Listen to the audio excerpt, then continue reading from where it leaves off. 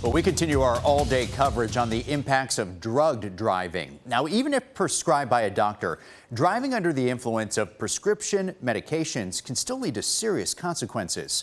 News 2's Corey Johnson explains. Drug driving, while not as easily detected as drunk driving, it can lead to the same devastating outcomes. According to the Governor's Highway Safety Association, 43.6% of fatally injured drivers in 2016 tested positive for drugs.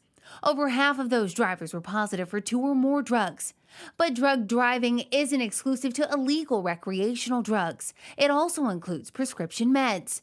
One Vanderbilt University health official says they can have impacts on the brain similar to alcohol. It's similar and different. Alcohol affects many different parts of the brain and can both affect your ability to be awake and alert, can affect your coordination of your movements, can also affect your response time where it is slowed down.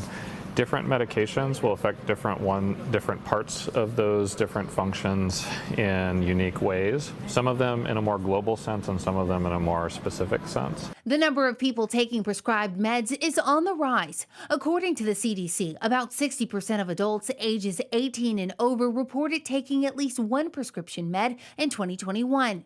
36% reported taking 3 or more. Christopher Cass with VUMC tells News 2 some medications, specifically ones that benefit mental health, can lead to impairment. A classic kind of medication would be an opioid or a sedative hypnotic medicine like a benzodiazepine, where it can affect your essentially a level of alertness where you may not be able to be awake and attentive in the way that you normally are.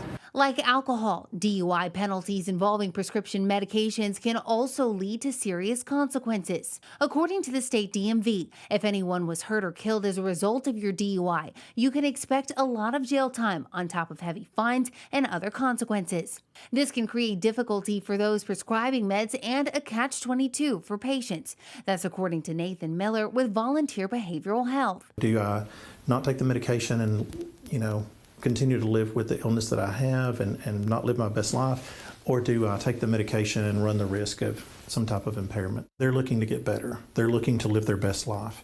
And oftentimes it takes that medication to kind of ensure that that happens. Miller says anxiety is a diagnosis that his staff helps people to manage daily, and often clients seek medication for relief.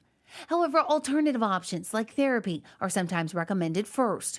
Regardless of the type of drug, Miller says those who take prescription meds should always communicate with their doctors about how they'll be impacted. I think there's a common misunderstanding and sometimes misinterpretation of prescription medications versus those who use them recreationally. Because if you get them from a doctor and you have a prescription for them. Corey Johnson, News 2.